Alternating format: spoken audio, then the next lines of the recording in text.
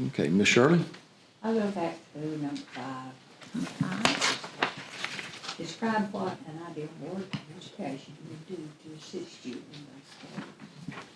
So to help me meet the goals that I talked about earlier, an ideal board would be an advocate for me.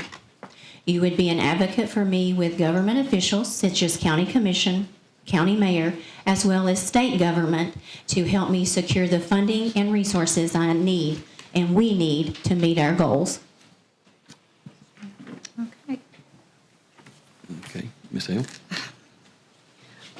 How would you, this is number 15, how would you go about determining the current needs and concerns of the district's teachers and non-certified staff?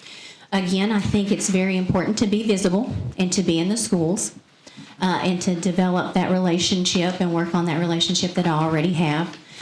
We currently have in place an employee advisory council, and I think that that should continue. And I would like to meet with those individuals bi-monthly.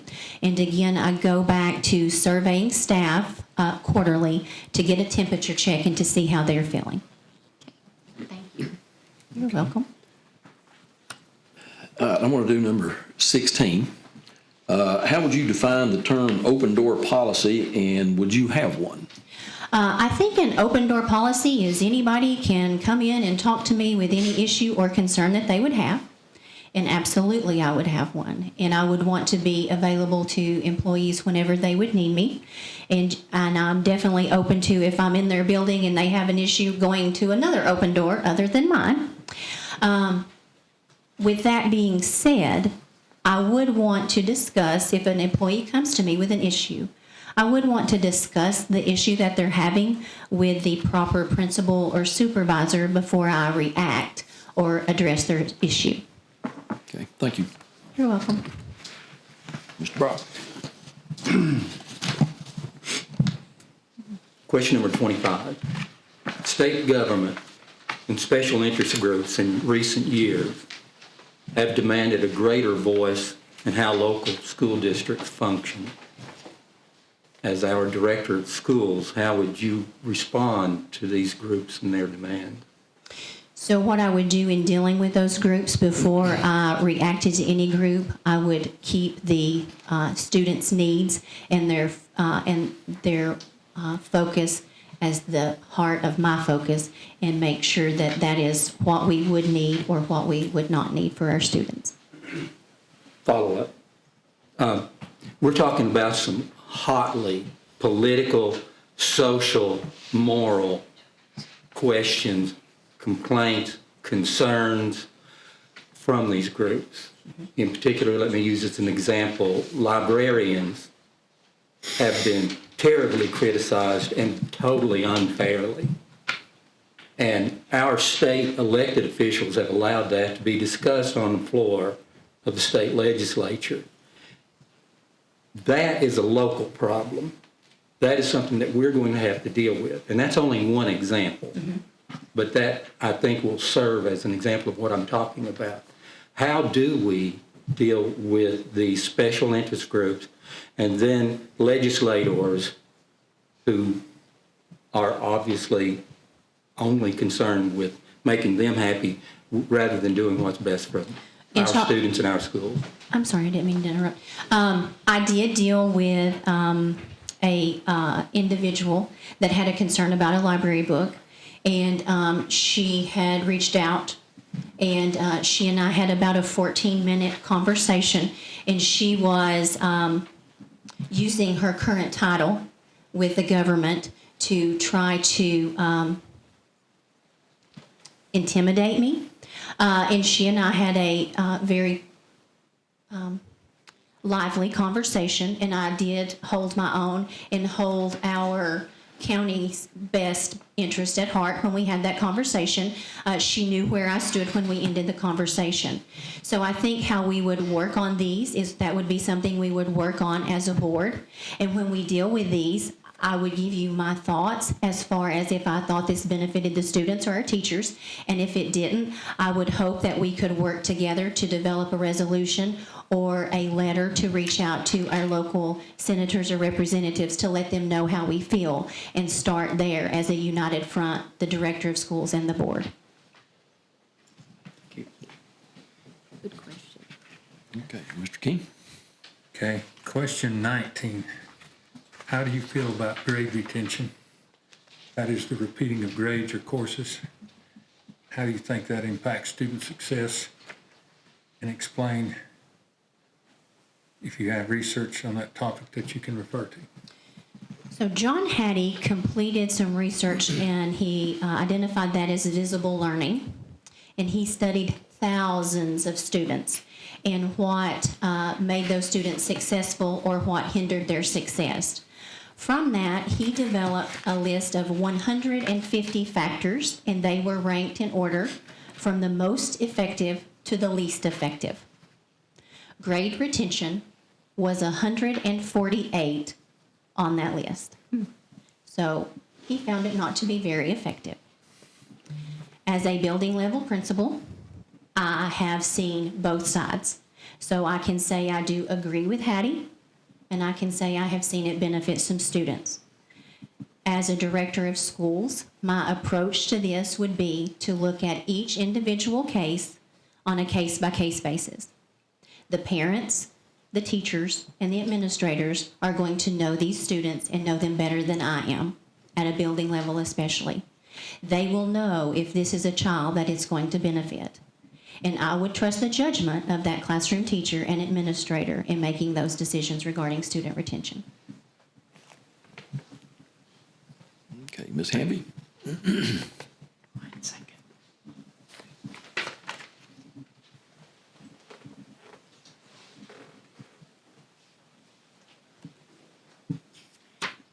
Number 10, how can we better accommodate district parents suffering from economic disadvantage or disabilities? I feel that currently we do a very good job of this, both in dealing with students of economic disadvantage and special education students. Obviously, in most areas, you can always find a way to improve. I think the best way to do this, and I have thought of this question, it has been one that has really stumped me a little bit.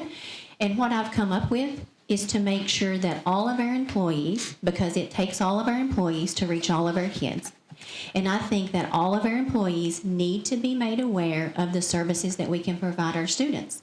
And I think the best way to do this would to be share that information when we have everybody together, such as at convocation.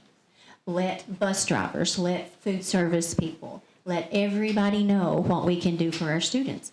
Because one student may make a connection with their bus driver, and that bus driver is going to see what that kid comes out of every day and gets on the bus, and that is definitely eye-opening in some situations. So I think we just need to do a better job of communicating to our staff and making them aware. And we could also do some child find, like special education does, or family finds, and reach out at the school level to families who may be reluctant to reach out to us. Thank you. Okay, I'm going to ask number 27. What do you believe to be the role of the Board of Education in district leadership as compared to that of the Director of Schools? So I think that the board is responsible for policies, and I think that the director of schools is responsible for operations.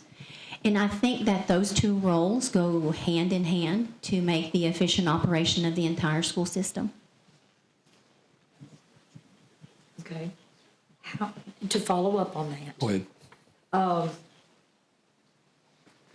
how open would you be in discussions of those policies, those operations, the information that goes hand in hand to assist us in better forming those policies? So as I said earlier, I think some characteristics that a director of schools should possess is a good communicator and a good listener, as well as being transparent. I would be open and willing to share and discuss with you all what I can and legally am allowed to do. I would ask that board members consider signing a confidentiality form that is required of all other school employees. What would that confidentiality achieve? Well, it would give me a peace of mind that the discussions that I have with you, that you are aware of your responsibility to keep those between me and you and other board members and not share that. Okay, thank you. You're welcome. Okay, Mr. Safety. I believe that Cumberland County school system has done a noteworthy job in teaching reading to our children. So, however, when we take a look at the state statistics and we see that 70% of those in the third grade aren't reading at grade level, I think we have special challenges. So why do you think we have that? And I don't want to hear about it's prevalent throughout the state. What do you think is the cause of that deficiency, and how do we improve it? This is question number 21. So obviously, one cause of that is going to be, unfortunately, and I am so sick of having to use this or say this, COVID and learning loss. But how we address, and it is what it is. And we've got to get past that. And I think how we address that, we are currently doing that. And I'm going to use a phrase that I have used frequently for the last couple of years. And some of the principals sitting behind me may chuckle. We've got to trust the process. And why I say that is this. We have a new reading curriculum or ELA curriculum in grades kindergarten through 5. It's called CKLA. And you all have been exposed to that by those cute little twin girls that came here that night, and they told you that they were reading and learning about paleontologists. Mm-hmm. Do you all remember that when they did the pledge from Pineview? Mm-hmm. Okay, that's CKLA. And it is doing a phenomenal job in assisting us to build stronger readers. We are only in year 2 of implementation, so we've got to trust the process.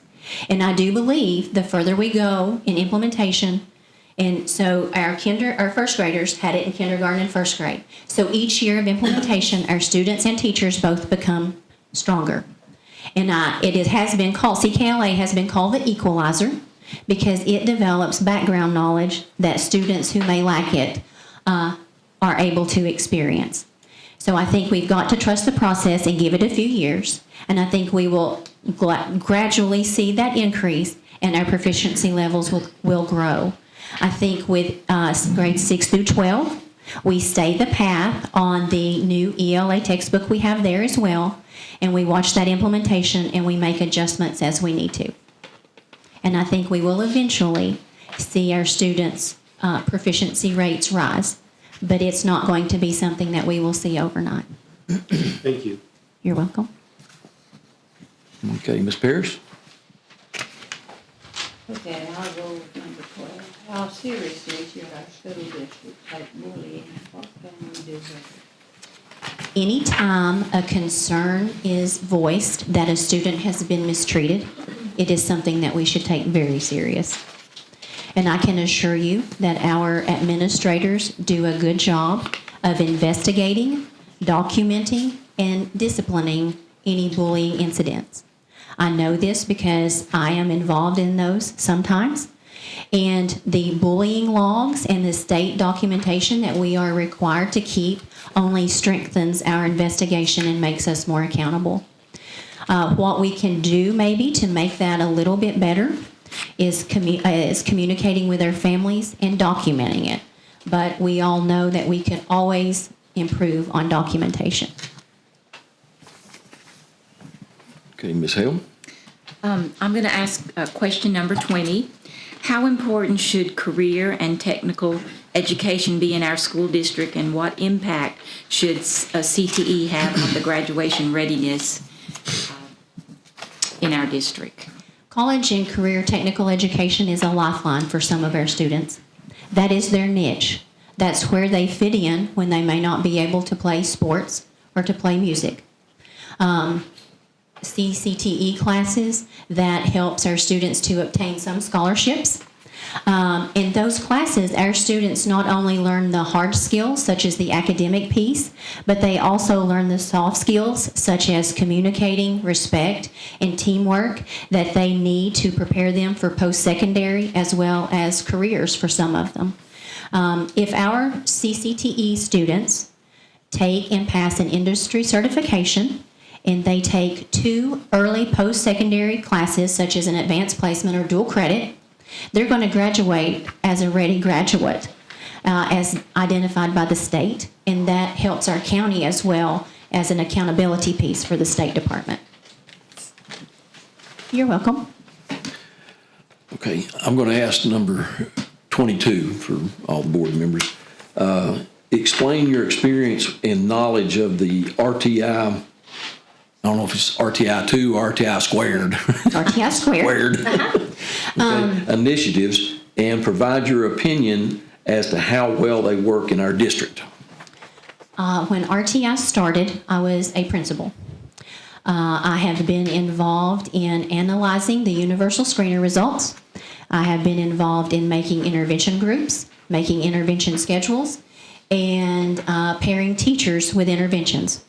I have made sure that intervention plans have been made by an individual that was responsible for making them, as well as watched them be carried out. So I have seen all aspects as a principal. As a district leader, I have had the opportunity to work and revise the manual when the state rolls out those often updates that they require us to do. I've been involved in that. And I have also had the opportunity to participate in individual schools' data team meetings and to see how those work and what goes on in those. And it is amazing, I can assure you. Each year, we see a decrease in the students that are in Tier 2 and Tier 3 groups as the school year goes on. So it is effective, but as with that and anything else, we can always improve. And like I said, we do update our policies and procedures when the state updates theirs and requires us to. And we work daily in those classrooms to make sure that our RTI squared interventions are the best that they can be in Cumberland County. Okay, thank you. You're welcome. Question 23, and this can kind of be a follow-up to what you listed as your main challenge, your number one challenge as you would enter into the position. You said that it was to essentially recruit teachers, and by the way, your ideas were excellent. But the second part of this, how would you maintain these high-quality employees, whether they be teachers or our non-certified? If we get them in the door, how are we going to keep these people and the good ones? Again, I think being visible and people knowing who you are and having that relationship is very, very important. I would strive to build morale among the teachers, and how I would do that, and you may be tired of hearing this, and my apologies if you are, but I think we have to do surveys and temperature checks along the way to see how we're doing. Anytime you have a leadership change, I think it's important for that leader to know where we stand when we start and to keep an eye on where we're going and how we're progressing. So I think we need to work to build those relationships, maintain a high morale, and to celebrate our teachers, teacher assistants, bus drivers, everybody in the school system. And again, I think we really need to work on strengthening our mentoring program to help maintain those teachers.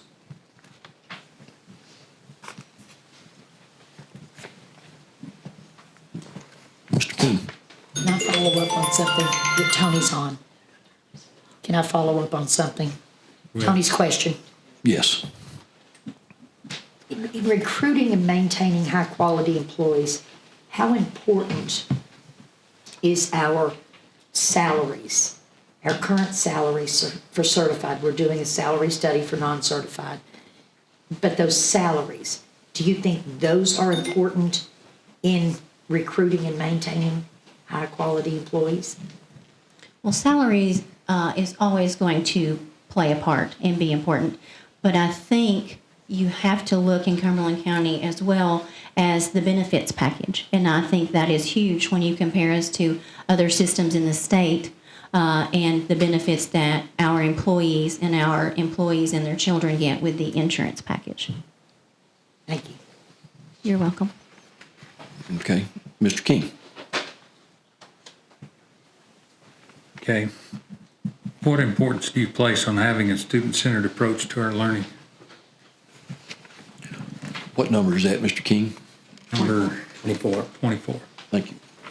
This may be a rather simple response, but I think the students should be the reason that we are all where we are in our jobs and positions.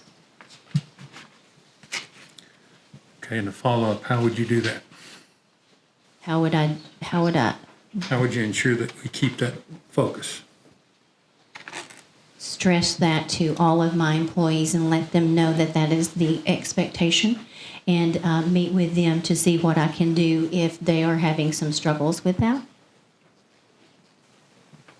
Okay, thank you. Okay, Ms. Hamby? Number 26, will you require district staff to respect members of the board with the questions they may have and request for information? In my transition plan, within the first 10 days, I would be holding expectation meetings. And it would be that my expectations that all of my employees are respectful to everyone that they encounter. I would also respect my employees to be servants of the community and to meet any needs that the community may have. And I can assure you that my expectations will be explicitly conveyed, both verbally and in writing.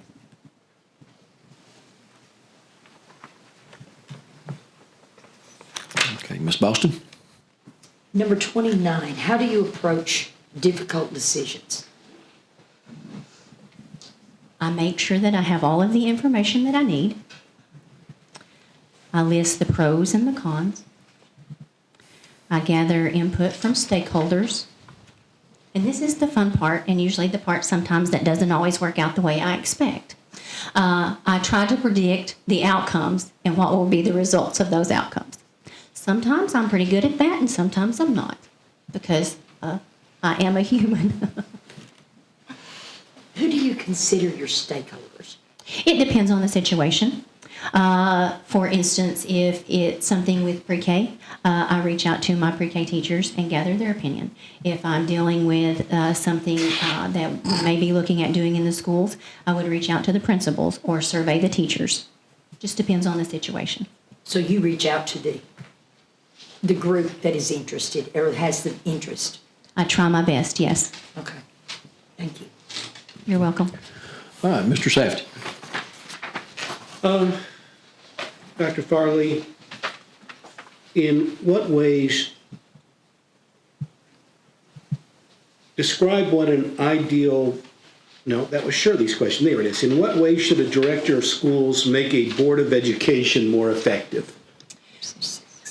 Well, I think that I keep you all as informed as possible, and that you and I collaborate together to develop our goals that we want to accomplish. It would be about time to revise our 5-year strategic plan and see where we see our school system going. And I think we would work together to develop checks along the way to see the progress we're making on our goals. Thank you. Mr. Safety, what number was that? That was number 6. Number 6. Okay, thank you. A follow-up, can I? Yes. ask a question? How important would it be to you for your board to have the Board of Distinction, and how would you help us to achieve that? I think that would be a great thing for our board to continue to have, and I would do whatever I need to do to assist you all in doing that, whether that's holding meetings on Saturday or attending the meetings with you all or whatever. I would definitely be open to doing that to assist you in achieving that, because I think that would make you all look good.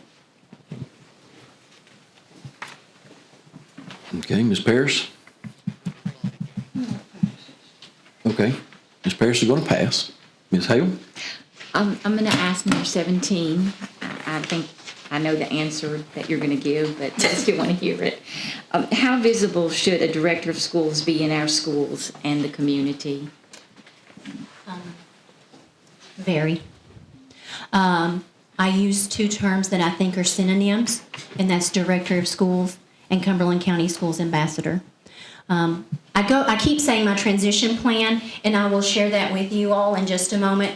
But in my transition plan, I have that within the first 60 days, I would plan on attending a night at each school, all 12, whether that be back to school, meet your teacher night, open house, PTO. Everybody calls it something different. So I would want to be able to do that. And I also would want to attend night functions that the school has throughout the year, such as STEM nights or family reading nights. And I think it's important, too, to be seen by families at soccer games and at the Junior Jets and Junior Panther games as well. Thank you very much. You're welcome. Okay. I'm going with number 14. What experience do you have in dealing with federal programs or ESSER funds?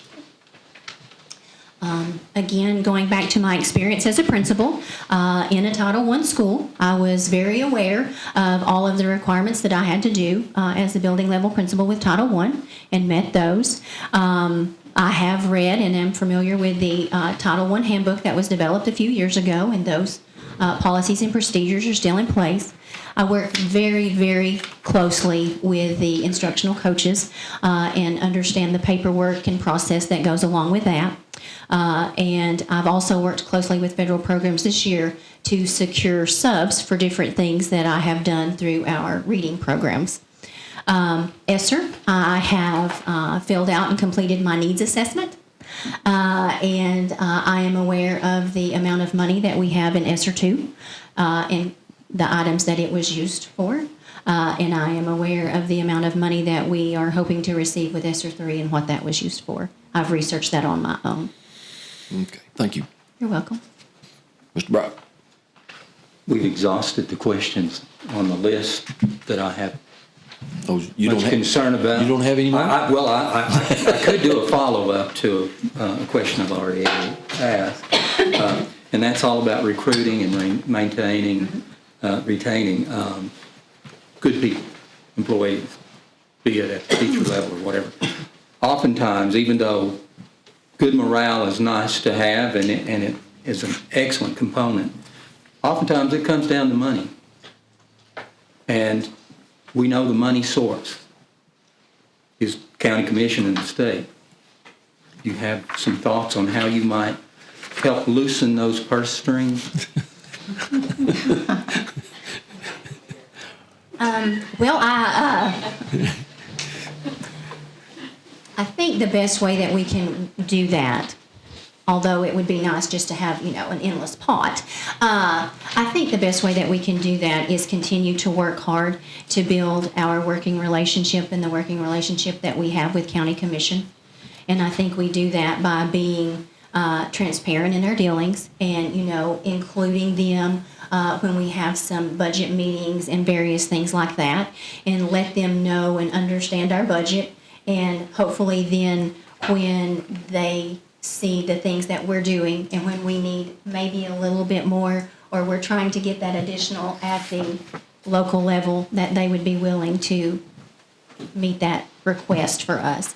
And at the state level, I think it's just a matter of all of us reaching out continuously to those state representatives and state senators and asking them to support our teachers. Thank you. You're welcome. Mr. King? I think, like Mr. Brock said, we've exhausted most of the questions we had prepared here. I'd like to go back and give you another shot at one. Number 9, describe what you intend your communication style with the district parents, how important those communications will be. So my communication style is considered an assertive communication style. That sounds a little pushy. However, when you research that, you will find that that is both sides are being heard and both sides wins. So that's great whenever you have that. And the communication style probably really isn't as important as my plan to communicate with parents. And that plan would be monthly. I would communicate with parents via Facebook or the Crossville Chronicle or the website. As I said, that would be done monthly. The title of that communication would be from the desk of the director. I would want to also do Facebook videos so families could put a name and a face together. I would want to use School Messenger, and when that goes out, I would want that to be my lovely nasal whiny voice so people know who that is. And I would hope that by communicating frequently with parents, that would cause and head off some problems that may come up. And I would also hope that I would build relationships with those families as well as trust. Okay, thank you. Follow up on that? Ms. Hamby, yes. And just to touch on that subject, would you be, not totally an open door policy like for your employees, but would you be open to you actually speaking to the parents or guardians? Yes, but I would hope that first I would give the principal or the supervisor the opportunity to try to fix that. And this school year, I have only fielded from July 1 till April 1st. I've only had 400 phone calls that I've dealt with as a supervisor. And those don't include administrator phone calls. Those are parent phone calls or, sales companies trying to pitch their topics. And I say 400, that's compared to 798 for the same time frame last year. Of course, we were in COVID and virtual learning and all of that. But yes, should it not be resolved, I would be happy to do that. And the majority of times when I deal with a parent or a situation, it's often within 24 hours, and that would be my expectation. Thank you. And I meant to word that after the chain of command has been followed, then are you willing? Absolutely. Thank you. Ms. Hamby, was that your question, or did? Yeah, that's it. That's it? Okay, Ms. Boston, do you have any questions? I do. Okay. Now I lost my train of thought. Okay, how important do you believe in looking at the chain? The Board of Education, the Director of Schools is our only employee, okay? How important do you believe in building, in your leadership style, a team in which you work closely with, in which you feel that everybody is in the same goal? How important do you believe that is? Well, I think it's very important. However, it's going to look different for the board compared to supervisors, compared to principals. And I think that's a balance that a director of school has to find in working with each one of those groups and building a cohesive team where we all work for the same goals. Do you mean the board's going to look different? No, I mean, it's going to look different for the board compared to what it would look like for supervisors, what it would look like for principals, all of us working together. Okay. Thank you. You're welcome.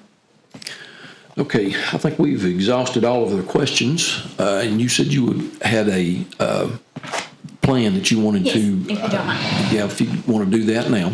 Okay.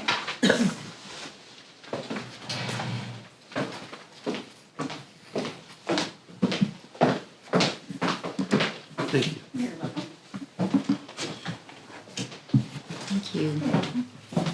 Thank you. I'll hold on to these cards. Okay.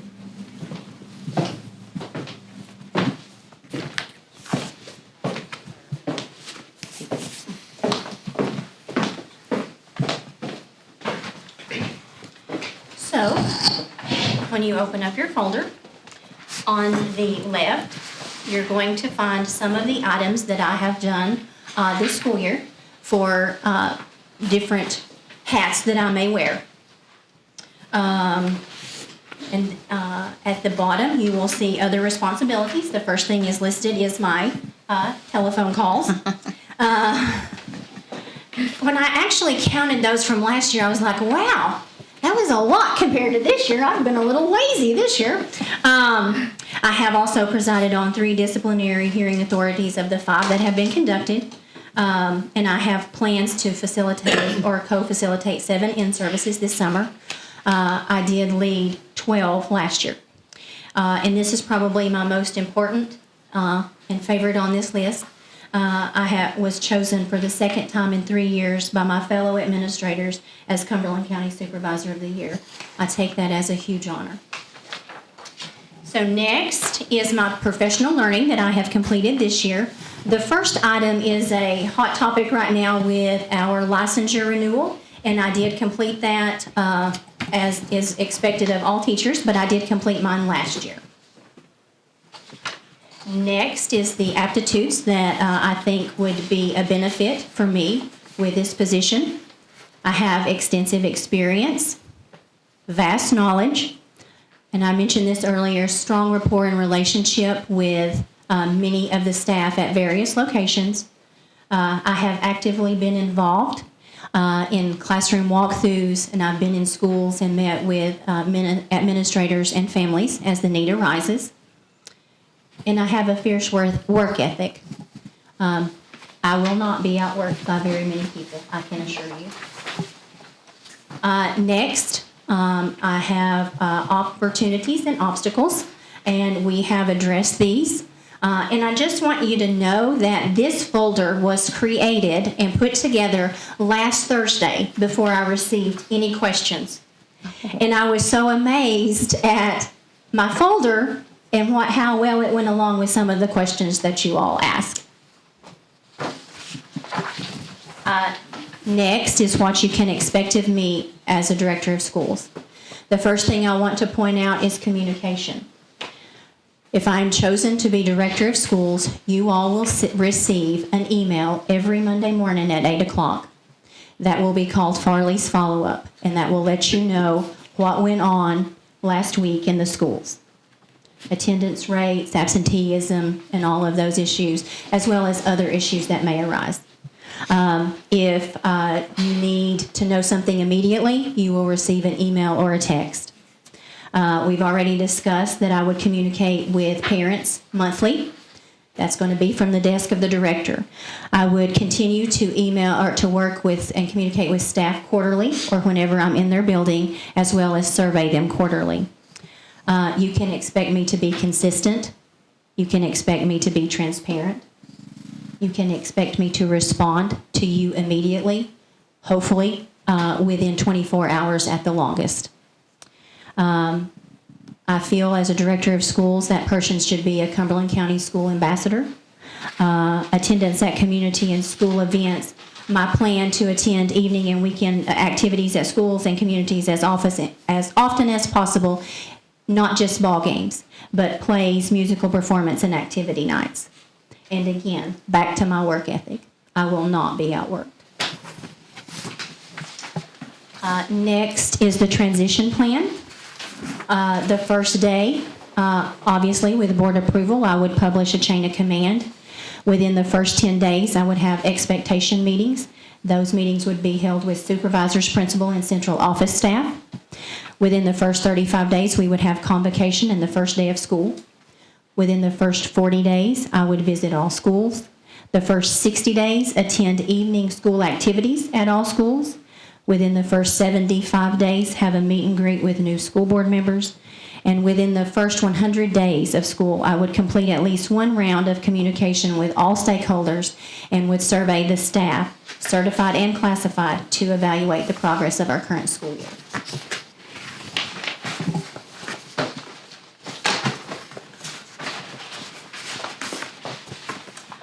On the right side, the first thing that I have, please accept this as an invitation to each and every one of you to come to our pre-K registration day. That will be Monday, May 2nd. It will be held at the community complex. The whole day is 7 to 5, but from 9 to 11 we are having many activities for the students and would love to have you all attend. So please accept that as an invitation. The next thing that you have, it says Cumberland County Schools Quick Glance. Mr. Brock. When we had our board retreat, you asked me the question, how did we compare to other counties regarding learning loss? And that's what this document is. Thank you. The first page, when we did our district improvement plan, we compared ourselves to comparable districts, and we decided as a district team that that would be Putnam, Roane, and Warren County. And obviously, the first thing when you look at that, or when I look at that, that sticks out to me is the first square is red. Red is not good. So based on our test scores to those three counties, our students performed worse, or it was not up to those, to their proficiency levels in grades 3 through 5. When you look at us for the state, we're all green and blue, so that's a much better picture. And again, I was in a call this morning of supervisors around the area, and they are all talking about our learning loss is being noticed more in those younger grades. So I think that's why we're seeing it in 3 through 5.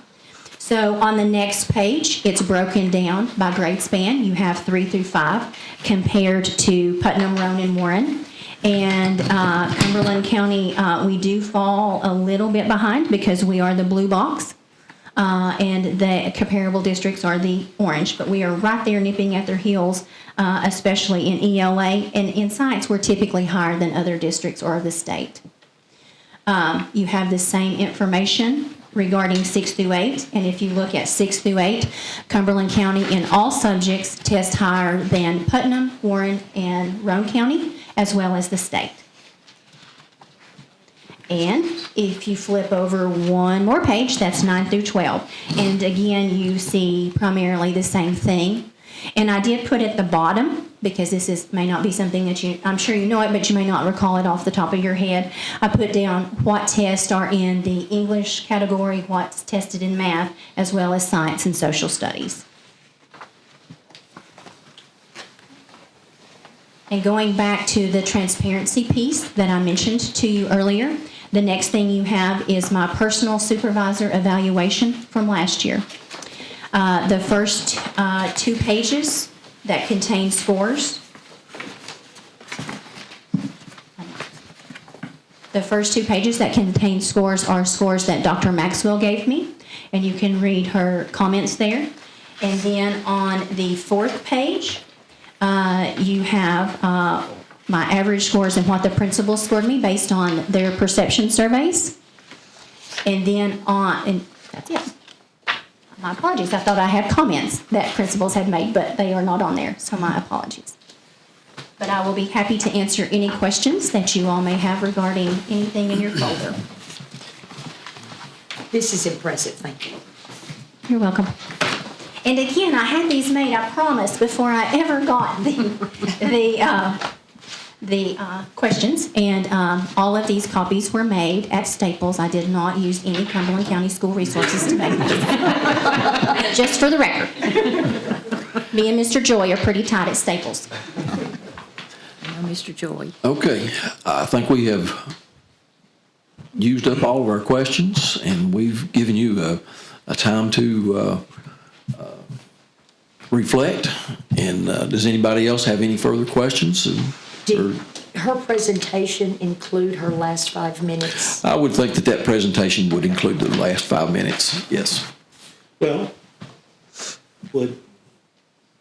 could we ask her to make a closing statement? We sure can. We've got time. We've got about 5 minutes.